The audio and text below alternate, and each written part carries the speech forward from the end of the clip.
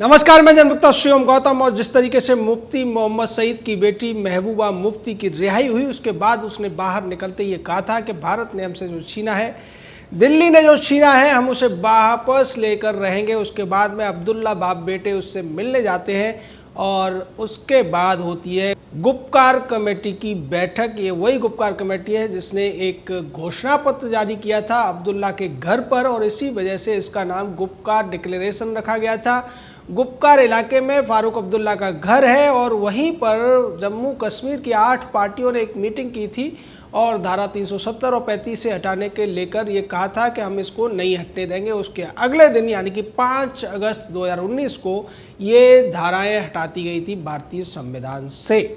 उसके बाद ये दूसरी मीटिंग करते हैं 20 अगस्त 2020 में, और उस अगस्त की मीटिंग में भी इसी तरीके की बातें की जाती है। लेकिन अब जब महबूबा मुफ्ती 14 महीने बाद रिहा होकर आई है, तब ये सारे के सारे मिलकर एक बार फिर से देश विरोधी हवा बनाने की कोशिश कर रहे हैं। फारूक अब्दुल्ला ने जैसा कि बयान दिया था कि हम चीन की मदद से 370 को वापस लेकर आएंगे। हालांकि जब बाद में उससे पूछा गया तो उसने कहा कि मुझे बोलने की जरूरत नहीं है, चीन पहले से ही इस मुद्दे को उठा रहा है। वहीं कांग्रेस जो इस गुपकार डिक्लेरेशन में शामिल रही है, वो इस मामले में राष्ट्रीय स्तर पर कुछ नहीं बोल रही है। जब पिछली बार भी कांग्रेस के पूर्व प्रधानमंत्री मनमोहन सिंह से सवाल पूछे गए थे तो मनमोहन सिंह ने ये कहा था कि हमने तो सरकार का समर्थन किया था 370 और 35 से हटाने पर, हम कभी भी इसके पक्ष में नहीं रहे, लेकिन जिस तरीके से ये हटाया गया था हम उसका विरोध कर रहे थे। फारूक अब्दुल्ला की बातों को सुनकर फारूक अब्दुल्ला के पुराने दोस्त रहे कर्ण सिंह, जो कि महाराजा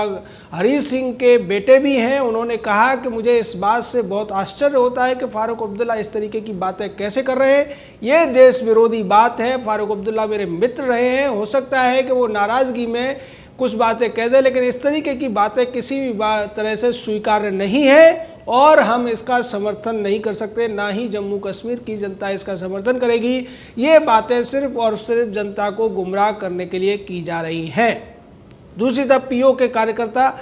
अयूब मिर्जा, जो कि पीओके में रहते, उन्होंने सवाल उठाए कि फारूक अब्दुल्ला ऐसी बातें करके देशद्रोह और गद्दारी करने की कोशिश कर रहे हैं, और जो भी व्यक्ति इस तरीके की बातें करता है वो सीधे तौर पर पाकिस्तान परस्ती और चीन परस्ती करता हुआ नजर आ रहा है। फारूक अब्दुल्ला पहले पाकिस्तान परस्ती किया करते थे। पीओके को लेकर एक बार उन्होंने बयान दिया था कि पीओके पाकिस्तान का है और भारत ने अगर कोशिश की तो पाकिस्तान इसके लिए मुंह तोड़ जवाब देगा। इस तरीके की बातें करने के लिए फारूक अब्दुल्ला बहुत ज़्यादा कुख्यात है। फारूक का बेटा उमर अब्दुल्ला भी इसी तरीके की बातें करता हुआ नजर आया था। जब भारत सरकार ने 5 अगस्त 2019 को 35 और 370 हटाने की घोषणा की थी, उससे पहले तमाम बातें चल रही थी जम्मू कश्मीर में, और उमर अब्दुल्ला की तरफ से कहा गया था कि अगर ऐसा करने की कोशिश की गई तो ये आग से खेलने जैसा होगा। इसी तरीके की बातें महबूबा मुफ्ती ने भी की थी और उसने भी यही कहा था कि अगर इस 370 और 35A को छेड़ने की कोशिश की गई तो फिर इस जम्मू कश्मीर की घाटी में भारत का झंडा उठाने वाले हाथ भी नहीं बचेंगे। लेकिन महबूबा मुफ्ती, फारूक अब्दुल्ला, उमर अब्दुल्ला और इनके साथ में जिन 5 और पार्टियों के लोग शामिल हुए थे, कांग्रेस पार्टी और CPIM, इसके अलावा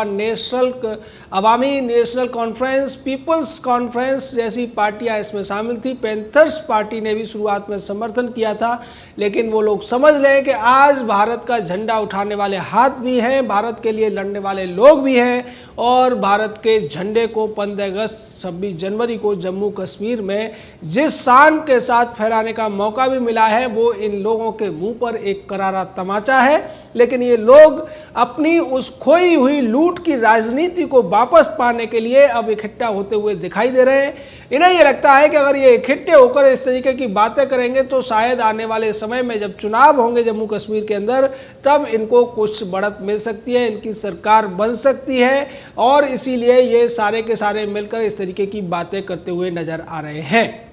इसको लेकर भारतीय जनता पार्टी के अध्यक्ष रविंद्र रैना ने स्पष्ट कर दिया है कि अब 370 और 35 से लाने की बातें करने का मतलब है कि दिन में ख्वाब देखना। इन लोगों के ख्वाब कभी पूरे नहीं होंगे। जम्मू कश्मीर पहले से भारत का अभिन्न हिस्सा था, लेकिन इसको 2 ऐसे नए जो उपबंध जोड़ दिए गए थे भारतीय संविधान में, जिनकी कोई जरूरत नहीं थी, उसके आधार पर एक विशिष्ट राज्य बनाने की कोशिश की थी। लोगों को दोहरी नागरिकता में फंसाने की कोशिश की गई थी और उसकी वजह से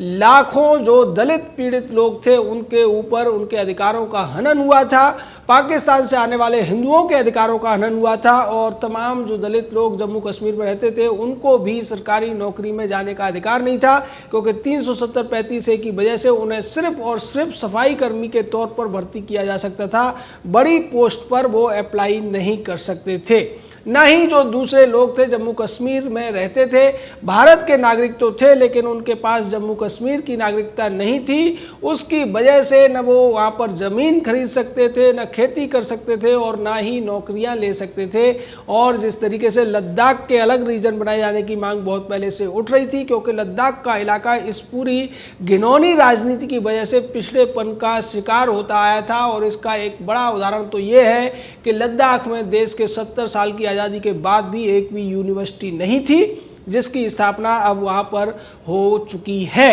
तो इस तरीके की चीज़ें समझ में आ रही है। जम्मू कश्मीर का विकास हो रहा है, लद्दाख रीजन का विकास हो रहा है, लेकिन ये लोग अपने घड़ियाली आंसू बहाने के बाद अब एक नए तरीके की साजिश करते हुए दिखाई दे रहे हैं। और इस साजिश का अड्डा बना है फारूक अब्दुल्ला का घर, जो कि गुपकार इलाके में है। लेकिन इनकी कोशिशें अब पूरी तरीके से नाकाम हो चुकी है और आगे ये जो कुछ करेंगे सरकार की पैनी नज़र इनके ऊपर है। अगर ये किसी भी तरीके का देश विरोधी बयान देंगे तो दोबारा से इन्हें नजरबंद किया जा सकता है, दोबारा से गिरफ्तार किया जा सकता है और दोबारा से इन्हें हिरासत में लेकर जेल में डाला जा सकता है। इसका अंदाज़ा इन लोगों को है। लेकिन इसमें सबसे बड़ी और शर्मनाक भूमिका कांग्रेस पार्टी निभा रही है, जो भारत की पार्टी होते हुए भी भारत विरोधी इस तरीके की बातें करने वाले लोगों के साथ खड़ी हुई है। फारूक अब्दुल्ला के साथ खड़ी हुई है, महबूबा मुफ्ती के साथ खड़ी हुई है और उमर अब्दुल्ला के भी साथ खड़ी हुई है।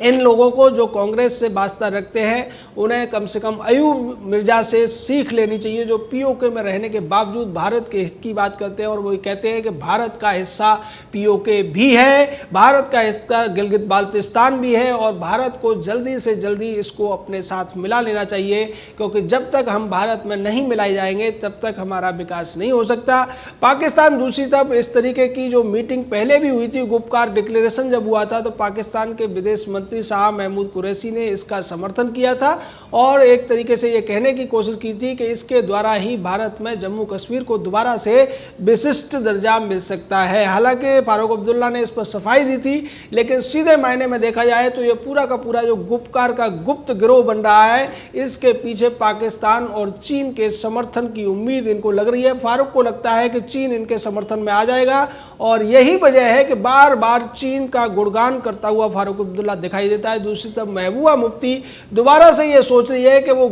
जहर भरी और अलगाववादी राजनीति करके जम्मू कश्मीर में दोबारा से मुख्यमंत्री बन जाएगी, तो वो भी भ्रम में है, क्योंकि अब जम्मू कश्मीर के जो लोग हैं वो पूरी तरीके से सारी बातों को समझ चुके हैं। उन्हें पता चल चुका है कि अब तक वो जिन चीज़ों से वंचित रहे थे, जिन कानूनों का फ़ायदा उठाने से वो वंचित रहे थे, वो फ़ायदे अब उन्हें मिल रहे हैं। वो भारत के अभिन्न हिस्से के तौर पर कहीं भी आ जा सकते हैं, कहीं भी नौकरी कर सकते हैं और इससे उनके क्षेत्र का भी विकास हो रहा है, पर्यटन का विकास हुआ है। बीच में अगर कोरोना ना आया होता तो इस बार जम्मू कश्मीर में पर्यटन के क्षेत्र में बहुत ज़्यादा तेज़ी देखी जा सकती थी, लेकिन बीच में कोरोना की वजह से पूरा देश लॉकडाउन के एक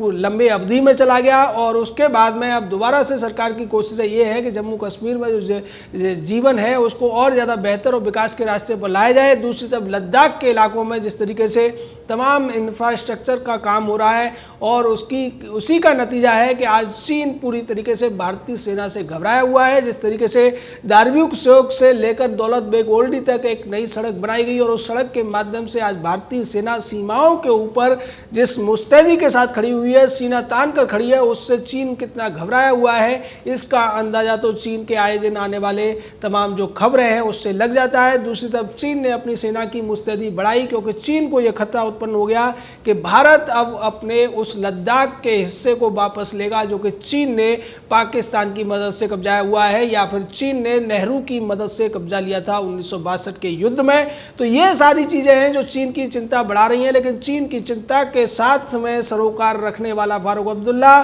पाकिस्तान की चिंताओं के साथ सरोकार रखने वाली महबूबा मुफ्ती और इनके साथी तमाम बागड़ बिल्ले अब इकट्ठे होकर जिस तरीके से देश के खिलाफ साजिश करने की कोशिश कर रहे हैं, उस पर केंद्र सरकार और तमाम एजेंसियों की नज़र है। और अगर इन्होंने अपने बयानों को इसी तरह जारी रखा, देश विरोधी बयान दिए, तो NIA इन्हें दोबारा से गिरफ्तार करके जेल में डाल सकता है। इसके पूरे संकेत इनको दे दिए गए हैं। अगर ये सुधरते हैं तो ठीक है, नहीं तो इनकी असली जगह वास्तव में जेल में ही होगी। जैसे कि अब पूरी तरीके से हुर्रियत कॉन्फ्रेंस नाम का जो एक गिरोहबंदी चलती थी, उसके लोग चुप नजर आ रहे हैं, वो कुछ बोल नहीं रहे। दूसरी तरफ महबूबा मुफ्ती, फारूक अब्दुल्ला, उमर अब्दुल्ला या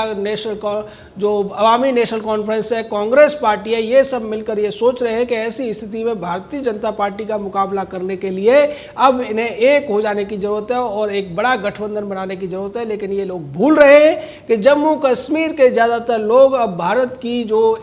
मुख्य धारा है उसमें शामिल हो चुके हैं। और अगर ये अलगाववाद की बात करेंगे, जम्मू कश्मीर में दोबारा से 370-35A लाने की बात करेंगे, निश्चित तौर पर जनता इनको जूतों से मारेगी, जनता इनको दौड़ा कर पीटेगी, क्योंकि देश के खिलाफ बोलने वालों का भारत की जनता इसी तरीके से स्वागत करती है। और ये लोग अगर गद्दारी की भाषा बोलेंगे, देश विरोधी भाषा बोलेंगे, पाकिस्तान परस्ती की भाषा बोलेंगे, चीन के चमचागिरी की भाषा बोलेंगे, तब निश्चित तौर पर जनता का आक्रोश इन्हें झेलना पड़ेगा। जय हिंद, जय भारत।